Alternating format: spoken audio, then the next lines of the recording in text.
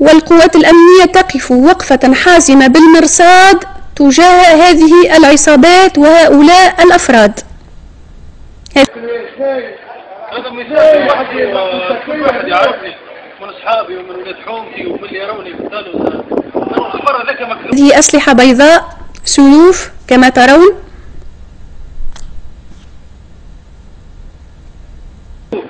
أنا ديجا متكلم كلام وهم عدوا سيكونس وعلقوا عليه حكاية يخرج. هبطنا نلوجوا على الخبز كأيها مواطن تونسي. والصور معبرة تغني عن أي تعليق. الناس الكل فهمتني ولا في الحوم الشعبية الكل خبز مفقود. هبطنا قالوا لنا ثم كوشه الخضراء موجودة في المولات، ثم ميناج غانا اللي نمشوا نلقوهم عبي، ماشي الناس جزائر، جانا ناس ما أدري. هذا أحد أفراد العصابة.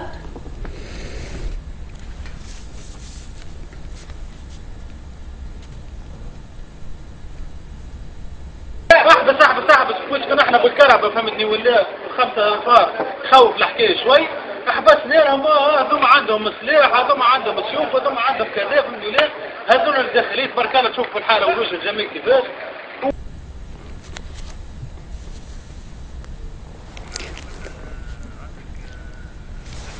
وفرحوا بينا بالكدا. نحن شو نقولوا لهم ربي معانا ان شاء الله، معانا الناس كلها ورانا ما عملنا شيء هذاك الا خاطر ممتلكاتنا قاعده تصدم علينا الناس ومشنا فاهمين شكون اللي قاعد يصدم وناس.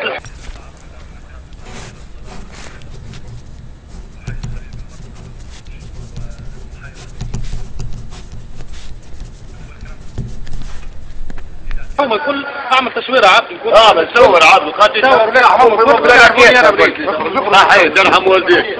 عندنا ممتلكات قاعدين نحموا فيها اللي هي بتاعنا العمره الاعلى، ماناش سراق وماناش ذهب وماناش دخل.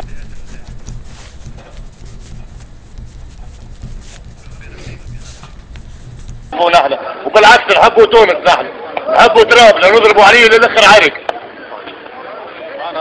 انا ربي سبحانه. تحيه للشعب التونسي كل الحر اللي بالرسمي.